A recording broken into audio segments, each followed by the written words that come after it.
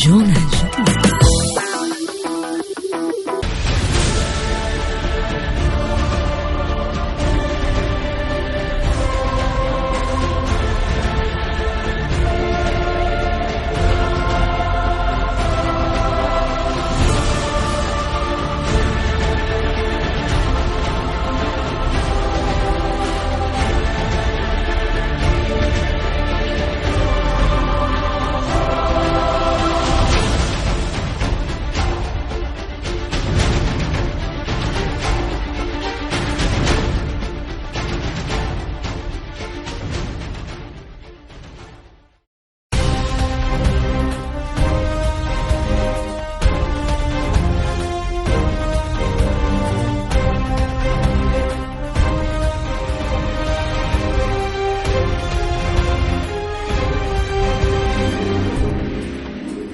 Tête à tête, Kabila Nkosazana Zuma, ce mardi, la paix dans l'Est, le développement ainsi que le pourparler des Kampala ont été abordés. Nous savons qu'il faut la paix, rien que la paix, pour développer la RDC, a déclaré Nkosazana Zuma. Plus que quelques heures pour la tenue du congrès convoqué par le chef de l'État. C'est mercredi 23 octobre. Joseph Kabila s'exprimera devant les deux chambres du Parlement. Il devra annoncer d'importantes mesures en réponse aux recommandations de concertation nationale. Un discours très attendu par la population. Dans ce journal, vous suivrez les attentes des uns et des autres. Ravi de vous retrouver, bienvenue à tous et merci d'être avec nous. À la une de l'actualité, tête à tête, Joseph Kabila, Nkosazana Zuma, la présidente de la Commission de l'Union africaine en séjour depuis dimanche à RDC, a été reçue ce mardi par le chef de l'État. La paix dans l'Est, le développement ainsi que le pourparler de Kampala ont dominé l'entretien. Nous savons qu'il faut la paix, rien que la paix pour le développement de la RDC, a déclaré Nkosazana Zuma. Tous les États signataires de l'accord cadre d'Addis Abeba et de la résolution 2098 de l'ONU invités à respecter leurs engagements. C'est la position de la RDC exprimée à New York par son premier conseiller d'ambassade auprès de l'ONU, Paul Lassoko. C'était à l'occasion de la présentation de 2 rapports par le secrétaire général de l'ONU sur la situation de la RDC. Mon pays a perdu plus de 6 millions d'âmes en 2 décennies de guerre avec des milliers de femmes violées et violentées. La situation sécuritaire et humanitaire dans la région demeure volatile. C'est là le cri d'alarme de Paul Lassoko lors de la présentation de 2 rapports par Ban Ki-moon sur la situation de la République démocratique du Congo. Le premier conseiller d'ambassade de la RDC auprès des Nations Unies reste convaincu que cette situation est due à l'insécurité causée par l'activisme des groupes armés dans la partie orientale du pays. Et pour y mettre fin, le diplomate congolais appelle les États de la région des Grands Lacs à l'exécution de bonne foi des engagements auxquels ils ont librement souscrit. Il leur demande, entre autres, un changement de politique, d'attitude, de comportement. Pendant ce temps, à Kampala, les pourparlers ont été suspendus suite à une dissension au sujet de l'amnistie et de l'intégration ou non des rebelles dans les forces armées de la RDC. Pour le gouvernement, l'amnistie réclamée par le M23 ne peut concerner les crimes de guerre, les actes de génocide et de crimes contre l'humanité. L'intégration des éléments de cette rébellion dans les FARDC n'est envisageable qu'au cas par cas. De son côté, Washington s'est dit inquiet de la suspension des négociations de Kampala, retardées volontairement par le M23. La porte-parole adjointe du département d'État, Marie Harf, a souligné les efforts faits de bonne foi par le gouvernement de la RDC pour négocier un accord final. Washington appelle maintenant le M23 à démontrer sa volonté de parvenir à une solution pacifique dans cette crise en signant un accord qui permettra un désarmement et une démobilisation immédiate du M23 et selon lequel les chefs de la rébellion impliqués dans des violations des droits de l'homme devraient rendre des comptes.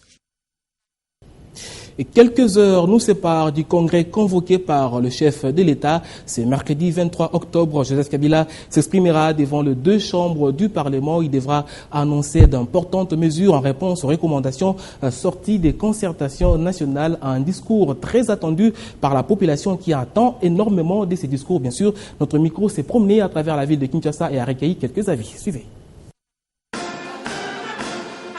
Rendre compte au peuple, l'exercice fait partie des règles des gestions démocratiques, mais le faire en des circonstances particulières, la guerre imposée à un pays de jeune démocratie, surtout après un grand rendez-vous historique, les concertations nationales, avec plusieurs recommandations, n'est pas apparemment une tâche aisée. La population, elle, attend que son élu à la magistrature suprême crée plus d'emplois et s'adonne à l'amélioration des conditions sociales. Je veux à ce qu'il puisse tenir à ses discours afin qu'il puisse penser à nous, parce que personnellement je suis chômeur, je suis à la recherche du boulot pour ne pas en trouver. Ça fait beaucoup de temps. Pour prendre notre mesure, il faut qu'il pousse à améliorer notre conditions de vie. Parce que nous sommes dans un état vraiment critique.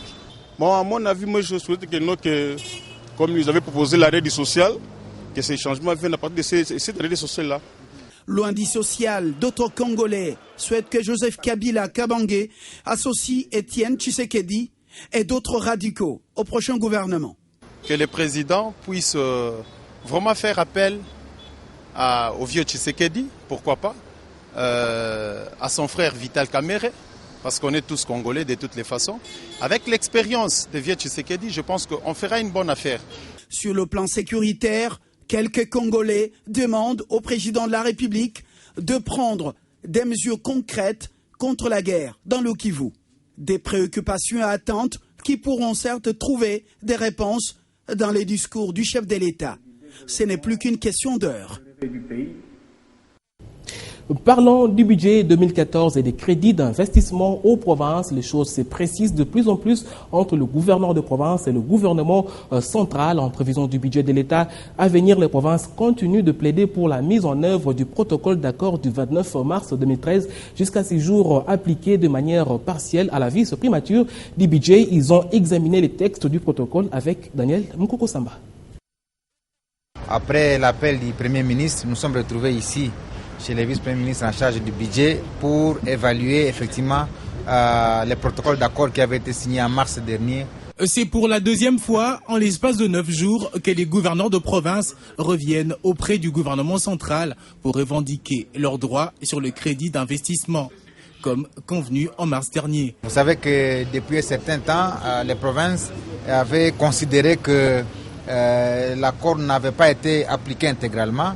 C'est la raison pour laquelle le chef de l'État avait recommandé que nous puissions nous entretenir et que le contenu de l'accord soit intégralement exécuté. Ce qui est sûr, c'est que les discussions promettent quant à sa mise en œuvre intégrale. Tel est d'ailleurs le souhait du chef de l'État qui, la semaine dernière, avait instruit le Premier ministre de faire diligence et répondre aux attentes des gouverneurs. Instruction qui, aussitôt, est sur la voie d'être appliquée puisqu'ils ont eu les assurances de Daniel Mukoko Samba sur l'application intégrale du dit accord. Nous avons passé en revue tous les textes. Nous avons même fait des propositions. Lui-même a accédé à nos propositions par rapport aux crédits d'investissement qui devront être transférés aux provinces. C'est en réponse aux recommandations de la 3e conférence des gouverneurs à Kananga, au Kassai occidental, le 19 mars 2013 dernier, que le gouvernement Matata a signé avec les gouverneurs de province le protocole d'accord relatif aux modalités de consommation de crédits d'investissement dans les secteurs à compétence exclusive des provinces. Ce protocole témoigne de la volonté du chef de l'État de faire échec au plan séparatiste du territoire national, ainsi qu'il a souligné lors des assises de Kananga sous le thème « L'unité dans la cohésion ». À travers ce document, il est néanmoins recommandé aux provinces de faire le même effort dans la rétrocession des ressources dues aux entités territoriales décentralisées. Ce sera une communion d'efforts. La Direction générale des douanes et accises et la Direction générale de migration ont décidé de travailler désormais en partenariat sur les questions de frontières. Ce mardi, les responsables des deux structures ont signé un protocole d'accord d'échange d'informations pour notamment lutter contre la fraude transfrontalière à travers toutes les portes d'entrée du pays via le voie des communications existantes. Ça y est, c'est fait. Ce qui, hier, n'était qu'encore un projet est devenu une réalité. Par cette signature, la Direction générale de douane et accises et la Direction générale de migration s'engagent pour une collaboration d'échange d'informations donnant-donnant. Donc la DGM peut aider la douane à démasquer des personnes, des individus nationaux ou étrangers qui sont suspectés d'exercer des activités criminelles.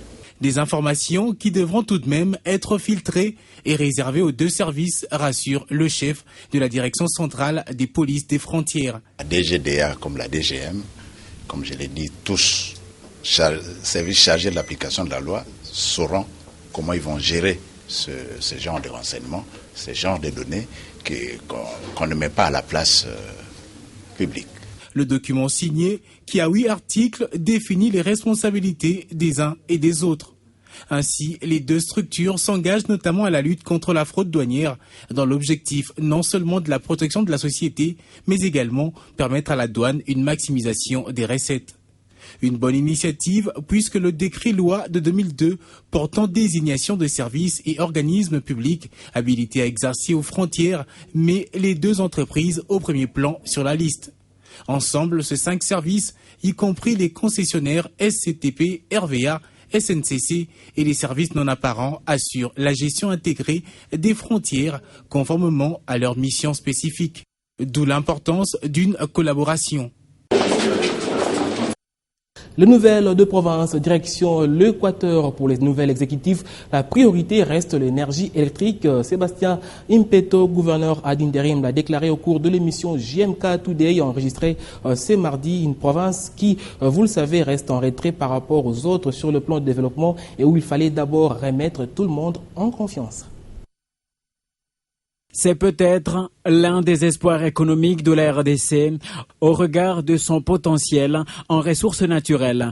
Mais pour l'instant, l'Équateur reste cette province toujours à la traîne par rapport à l'indice de développement national, une province qui se recherche tout de même, définissant d'abord ses priorités. Aujourd'hui, ce que nous voulons, c'est de donner à cette population d'abord de l'électricité. Quand nous sommes arrivés, nous avons constaté que pour le développement de la province, il va falloir que nous puissions avoir de l'électricité.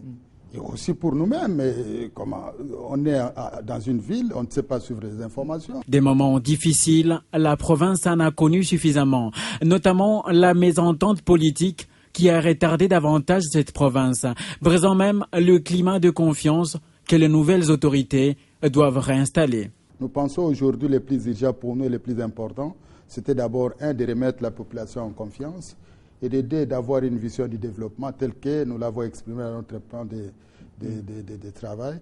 Et la suite, lorsqu'on aura réalisé les surplus économiques, à ce moment-là, on pourra l'orienter vers d'autres besoins qui sont du reste importants. La forêt, le fleuve, un sol aussi fertile et le pétrole, dont la présence est déjà déterminée dans son sous-sol, sont des atouts sur lesquels devra travailler le nouvel exécutif pour notamment espérer remplacer le vélo par de vrais moyens de transport. Au Katanga, 48 heures, c'est l'ultimatum lancé par la Fédération des entreprises du Congo aux autorités provinciales pour déclencher un mouvement de grève illimité. La FEC va obtenir l'ouverture des entreprises scellées par les délégués du parquet général venu de Kinshasa, le premier vice-président de la structure qu'il a exprimé à Moïse Katumbi, gouverneur de la province. Suivez. Nous sommes venus voir son Excellence, Monsieur le Gouverneur, ce matin. C'est en rapport avec le courrier que nous lui avons adressé il y a déjà plus ou moins 2 jours, en rapport avec la mission du parquet général que nous avons eu déjà dénoncé sur les mêmes médias le jour où nous avons tenu notre première réunion du Conseil extraordinaire. C'est en récusant la mission du parquet général qui est en train d'imposer des scellés de manière abusive, sans requête de la régie financière concernée, sur les entreprises de la province du Katanga. Nous sommes pour cela venus voir le gouverneur, qui est l'autorité provinciale, pour le tenir informé de ces abus que nous constatons, de manière à ce que nous lui annoncions que si le parquet général, qui est en fait l'initiateur de cette mission, si le parquet général ne retirait pas les missionnaires qu'il a envoyés au Katanga pour leur confier effectivement une mission plus légale, nous serons malheureusement obligés de partir en grève dont nous lui avons annoncé un préavis de 48 heures. Il se fait que donc, si d'ici le jeudi, nous n'avons toujours pas reçu de réponse du parquet général en rapport avec la mission qui est en train d'être exécutée au Katanga de manière illégale, excusez-moi le terme, parce que jusqu'aujourd'hui, nous les opérateurs économiques, nous ne sommes pas saisis de l'objet de leur mission et nous ne sommes toujours pas saisis des termes de référence qui accompagnent leur mission. Donc nous pensons que nous sommes dans le droit de savoir quel est l'objet de la mission, quels sont les termes de référence, et nous leur faciliterons la tâche dans leur mission. Parlons révolution de la modernité, volet infrastructure à Kinshasa. Bonne nouvelle pour vous qui passez régulièrement par la commune de Bandalungwa. Le pont Basoko a été ouvert au trafic. C'est le gouverneur de Kinshasa, André Kimbuta, qui l'a inauguré ce mardi. Les travaux financés par le FONER ont été exécutés par le tandem OVD CREC 8. L'ouvrage a un gabarit de 2 fois 2 bandes. Guy Chungu pour le reportage. La décision est venue de lui, Joseph Kabila Kabangé, président de la RDC. Il s'agit de la reconstruction d'un nouveau pont ici au quartier Mollard, dans la commune de Bandalungwa. Celui d'avant était complètement délabré. Vous savez, pour avoir toujours vécu dans le coin, je vous assure que lorsqu'il pleuvait, c'était vraiment impossible de passer, à tel point que tous les véhicules devaient s'arrêter de l'autre côté et les passants devaient attendre que l'eau baisse parce que là, sous le pont, l'eau ne passait pas. Les travaux ont été assurés par l'Office des voiries et drainage et pour le résultat, il est plutôt satisfaisant. Ça va beaucoup alléger la circulation de ce côté et l'impact économique est direct, comme vous le savez. Donc c'est toujours un grand plaisir pour nous de voir que les œuvres d'art sont en train d'aller de l'avant. Avec un gabarit de 2 fois 2 bandes capable de supporter plus de 70 tonnes, le pont Basoko a une longueur de 10 mètres et sa largeur est de 20,5 mètres. C'est le gouverneur de la ville de Kinshasa, André Kimbuta, qui a inauguré l'ouvrage, tout en exhortant les bénéficiaires à en faire le bon usage. On va finir par le sport. Basketball, les éliminatoires zone 4 de la Coupe d'Afrique de clubs champions d'Afrique ont vécu à Kinshasa du 5 au 13 octobre dernier dans les 2 versions. Bien sûr, 9 jours après la fin de la compétition remportée notamment par INSS de la RDC chez les dames. Que retenir du tournoi et de rectificatifs à faire par la suite? Les Congolais Juvenal Lufuma, président de la FIBA Afrique zone 4, a fait le point à notre micro. Suivez. Les baskets se portent bien. Nous avons constaté donc le retour de la fédération tchadienne. La compétition a réuni 6 des 8 pays de la zone 4 à Kinshasa et s'est clôturée avec une note de satisfaction au vu du niveau présenté par l'ensemble des clubs qui ont fait les déplacements de la capitale congolaise. La compétition s'est bien déroulée, c'était vraiment une véritable fête. Le niveau est bon comparativement à d'autres zones, par exemple l'Afrique de l'Ouest, le Maghreb, l'Afrique australe et de l'Est. Bon, disons, les clubs sont bons. Une satisfaction qui a fait avec les problèmes d'infrastructures sportives tant décriés par les différents clubs, ce qui reste toutefois une préoccupation pour les autorités congolaises. Comme toujours, les autres fédérations ont déploré les manques d'infrastructures en RDC. C'est pour cela que j'ai toujours crié auprès de gouvernants de la RDC de s'apprêter, de commencer petit à petit à construire des infrastructures qui concernent non seulement le basketball, mais les autres disciplines qui se pratiquent en salle couverte. Et si dans l'ensemble, les niveaux étaient satisfaisants, en interne, les basketballs congolais, dans les 2 versions, doivent encore beaucoup travailler afin d'être à la hauteur des autres pays. Le niveau local, ce n'est pas le niveau continental. Et que, en conséquence, le club congolais devrait travailler davantage. Beaucoup d'entraînement, une meilleure condition physique. L'un des plus grands défis à relever au niveau de la zone 4, c'est notamment les niveaux des arbitres avec des séminaires, nous a confié le président de cette zone. Et voilà, fin de ce journal. Merci de l'avoir suivi. Dans un instant, c'est la revue de presse.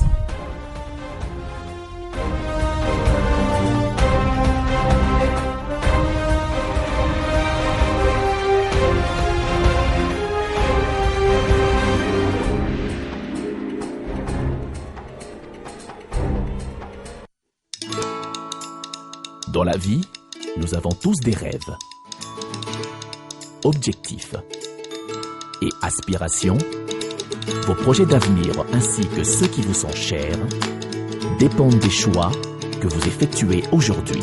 C'est pourquoi la Raobank a créé Renaissance, le nouveau compte d'épargne qui vous propose un meilleur taux rémunérateur à court et à moyen terme.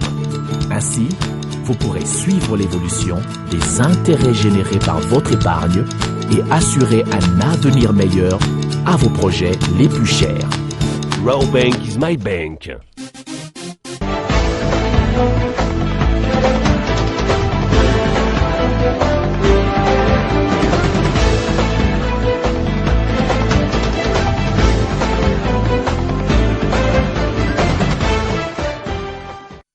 Les journaux parus à Kinshasa et les titres de médias en ligne ont été traités par Charlotte Igwaba. Bienvenue. Merci Frédéric. Alors, actualité oblige, on ouvre votre revue Charlotte avec le blocage de pourparlers de Kampala. Les négociations sont au point mort entre le gouvernement et les rebelles du M23 à Kampala, capitale ougandaise. L'objectif rapporte que les débats échauffés dimanche sur la question de l'amnistie et de l'intégration de rebelles au sein des FARDC. Et c'est lorsqu'on sait que nombreux sont les militaires, le personnel politique du M23 qui ne figure pas sur la liste présentée par le gouvernement de la RDC. Et de son côté, l'avenir confie qu'en réponse à cette liste pour laquelle la délégation gouvernementale est restée des marbres, le M23 aurait préféré parler des postes à pourvoir au niveau local, provincial, national et international. Au quotidien, d'ajouter que la délégation congolaise s'est opposée à cette démarche qui ressemble à un partage de pouvoir. Blocage à Kampala renchérit le potentiel sur le terrain. Le M23, appuyé par son parrain de tout le temps, en l'occurrence Kigali, renforce ses positions militaires. C'est la preuve que le M23 verrouille davantage son espace, anticipant sur une attaque imminente. Et attaché à la dynamique de la paix dans l'Est de la RDC, conclut Forum des As, les différentes structures de l'UNAFEC, parti de Kyungwa Mwanza, n'accordent pas la moindre chance de réussite aux ennemis de la paix en République démocratique du Congo. Tant que l'UNAFEC sera à ses côtés, Joseph Kabila l'emportera toujours sur ses adversaires. Loin d'être un serment vide, cette déclaration de Kyungu passe désormais pour un nouveau slogan du parti. Belle promesse. Suite de l'affaire d'espionnage des États-Unis en France, Le Monde révèle que la diplomatie française aux Nations Unies a été mise en écoute de manière extensive par la NSA. L'article est mis en ligne par le quotidien Le Monde, repris ici par la Marseillaise. Ce sont donc bien des documents qui montrent que les communications téléphoniques des citoyens français sont interceptées de façon massive. Cela signifie concrètement 70 millions d'enregistrements des données téléphoniques des Français entre le 10 décembre 2012 et le 8 janvier 2013. Cette surveillance récupère également les SMS et leur contenu en fonction des mots-clés.